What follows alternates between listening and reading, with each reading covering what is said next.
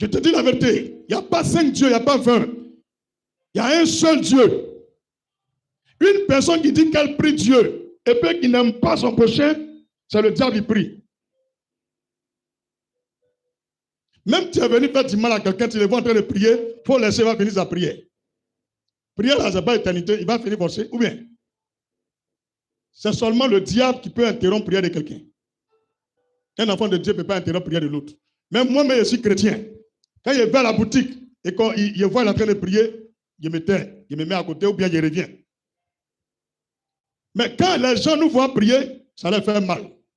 C'est maintenant, il y a un de mes pasteurs qui était de permanence, il dit, il y a les lieutenants qui sont passés ici, que c'est le préfet de police qui les a envoyés.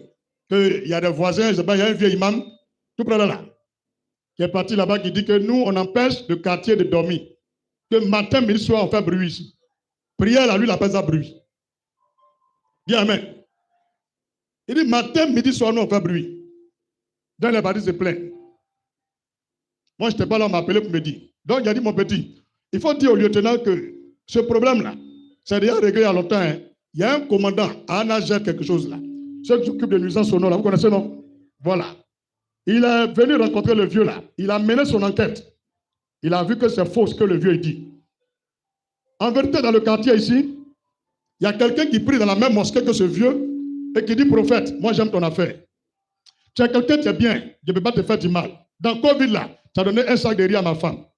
C'est ça on a mangé. Moi je suis musulman, toi tu es chrétien. Fais attention, le vieux imam là, il a demandé qu'il va tout faire pour que l'église soit fermée.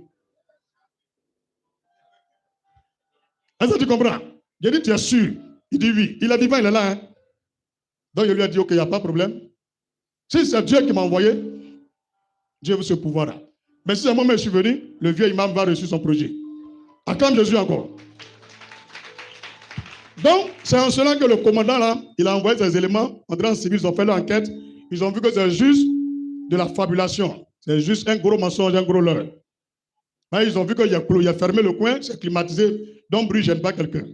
Donc, ils sont allés se plaindre qu'on fait bruit. Donc, le monsieur a dit, ah, moi je crois que les vendredis, c'est le commandant qui dit ça. Hein.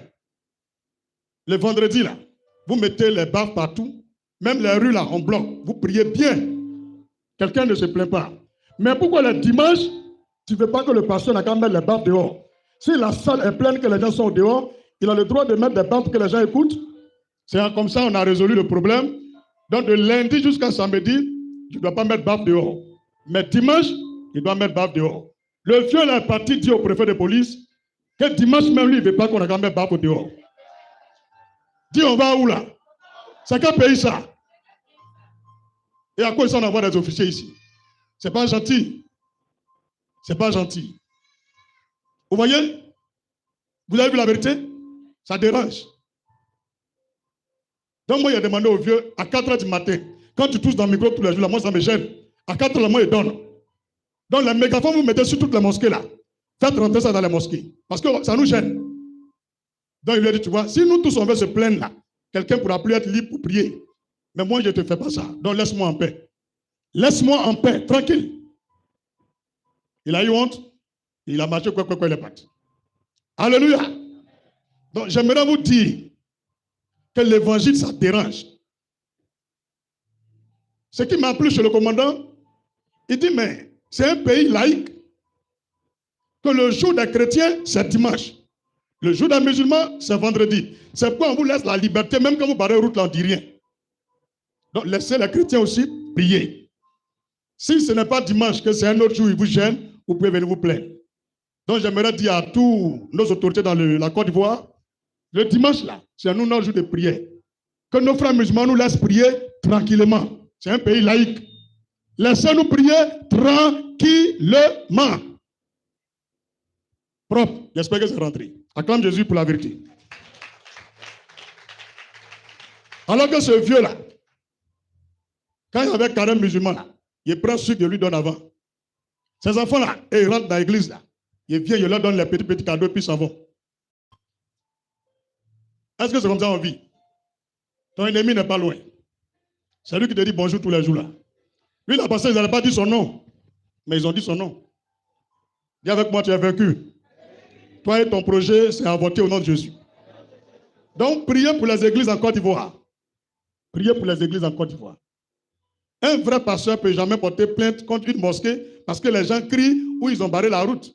Quand même tu viens en voiture, tu vois, ils ont barré là. Malgré que tu vas faire grand tour là, on se retourne ou bien? C'est pas gentil. C'est pas gentil. C'est pas gentil. Que le président Aldo n'a qu'à sciencer.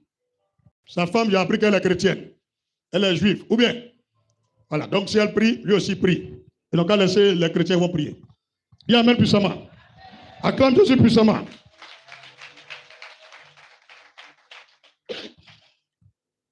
J'en viens à ce que je disais ici dans Romains 10. Précisément,